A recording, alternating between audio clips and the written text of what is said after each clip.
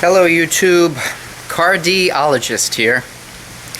I want to introduce you to my next project. I was able to pick up a 1998 Jaguar XJ8 Vanden Plas. Let's take a look. This car does not run. It has the V8 engine, and this car has a blown head gasket. Maybe two. Now, I have not done a compression test, but when I did turn the engine over, what I immediately hear is the bubbles, and you can tell that the coolant is all low, and the previous owner from whom I bought it told me that he was informed that it was a bad head gasket. So the car is actually in pretty good shape as far as the body goes. No dents. You know, it's 15 years old, so it has its little nicks and scratches here and there. I've already replaced the battery. A little bit of rust in here. I'm going to have to take care of that. I think that the salt air where this car used to live had something to do with that. The interior of the car is absolutely gorgeous. This car had only 15,000 miles on it. I'm sorry, 50,000 miles. It's good, but it's not that good. The interior really is pristine, though. Jaguar does its wood and leather very well. Those British definitely know how to do wood and leather. But this is going to be documenting the restoration of the car. Now, when I had this car towed home, I mean, I already know that the head gasket is no good, but as I was coming into the garage, I didn't like the way the brakes were. They felt soft and slushy. So I think that at the very least, we're going to need a brake flush. Hopefully it's just water in the system, or maybe some air in the system. I've already inspected the right front wheel. I have to inspect the left front wheel, and then I have to inspect the back wheels as well. But it does not look like we need front brakes. So, as I slowly but steadily proceed with this project, I'm going to try to document it, and we'll see what's going on. So one really nice thing about this car is that somebody just put brand new tires on it. And that, of course, is going to save us some serious money as time moves forward. And you can see these are really nice tires. That is good solid rubber right there. Bridgestone's really brand new. So we like that. I already took off the front right wheel and inspected it. I'm now doing the same thing on the front left wheel, and I want to show you how much meat is left on these brakes. So as I get in here, I'm going to show you the front brake pad. Let's see, yeah, right here. So you can see a lot of meat left right on that pad, and that looks really good. And the disc looks good, so I think we're going to go ahead and just seal this up. And I know that I don't need front brake pads, and the lines here look good, nothing's leaking. So yeah, I'll have to bleed the system, and I will, but really doesn't look bad. And that I am happy about. That's one less thing we're going to need to do, because we sure have work to do on that engine. So this is going to be to document the work that I do and the restoration that we do on this 1998 Jaguar Vanden Plas. It is a really nice car, I think. It has only about 50,000 miles, but definitely needs some mechanical repairs. But the body's in very good shape. I'd call this car a 20-footer. It looks absolutely perfect from 20 feet. You get a little closer, you see a few age spots, but it's not so bad. I think it's going to be beautiful once it runs. So here's our beautiful Jaguar V8. It really looks great, but you know, the car does have some flaws. For instance, it doesn't run, it doesn't stop, but really other than that, it's fantastic. So, you know, I'm going to try to correct some of its flaws. One of the flaws is that as soon as I put the hood up, it falls down on my head. So I've jerry-rigged something so that it's not going to do that. And I've ordered a few replacement parts. We're going to get some of these, and then while we're at it, we're going to get some stuff for the trunk. I'll show you the inside of the car. This is really, I think, where this car shines. I don't think Jaguar particularly makes well-engineered cars. I think that they're probably dogs, but they're great on the leather and great on the wood, and they look pretty. And if you're the kind of person who wants to have a smooth, quiet, luxurious ride, this is it. Honestly, it's not my thing, but I think I recognize the value in this car, and I think that with some mechanical work, we can turn this into a beautiful vehicle. One little thing here, we'll have to replace this part of the door card. Maybe the whole door card, we'll see. But really, the leather's in good shape, and I have to say that the body and paint are also in pretty good shape. I love the wood back here.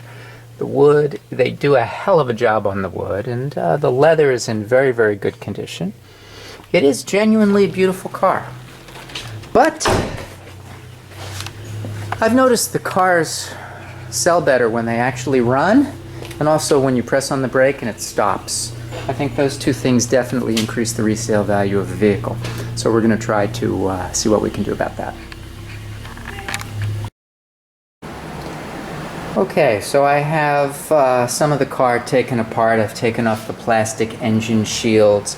I took off the air box and the tube that connects the air box. I took off the fan in front of the radiator, and I've taken off the pulley for the water pump. And I think the hardest part of the job now is this. What I'm attempting to do is to take off the pulley on the crankshaft, and trying to turn that nut is a bear. There's not enough room in here in order to get a impact wrench, at least not without removing the radiator and the condenser, which I really don't want to do. And so I decided that I was going to use a trick that I had discovered when I did the same job on a Hyundai. I take some steel cord, put it right through, and tie it to some suspension components that are running parallel. And hopefully this is going to give me purchase so that when I put on a 24mm socket and a breaker bar, I'll be able to get it. So that actually worked. Here's how I did it. This is a 24mm nut or washer. I got a Impact 24 right over here. I actually hooked it up to a 1/2-inch breaker bar right here, and then I extended it further using a piece of 1-inch inner diameter electrical conduit pipe that I bought from Home Depot. Had to buy 10 feet, cut off about 28, 29 inches, and use that to extend and get leverage. And even though there were about 10 warnings that said don't do this, it worked quite well. Okay, so now that I got the bolt off the harmonic balancer in a rather unorthodox way, I'm going to give it a shot at pulling this. So there's 2 holes in the harmonic balancer that'll accept an M8 bolt 1.25 pitch. These may or may not be too long. I'll have to see. You can't drive them in to the point that they hit the backing plate, otherwise they will crack it. Let's go see if this works, because that thing is press fit on and I will never be able to get it off otherwise. And the special Jaguar tool is available, but it's probably about 130 bucks. Okay, so along the lines of this harmonic balancer puller, the M8 1.25 pitch bolts that come with it are just too long. So for 85 cents each, I just purchased, oh my goodness, they will not come out. I just purchased 2 of these. This is M8 1.25 45 millimeters. So hopefully this is going to go, and then allow me to use a $17 Harmonic balancer puller. When you include the tacks and the bolts and everything else, let's round it to 20 bucks.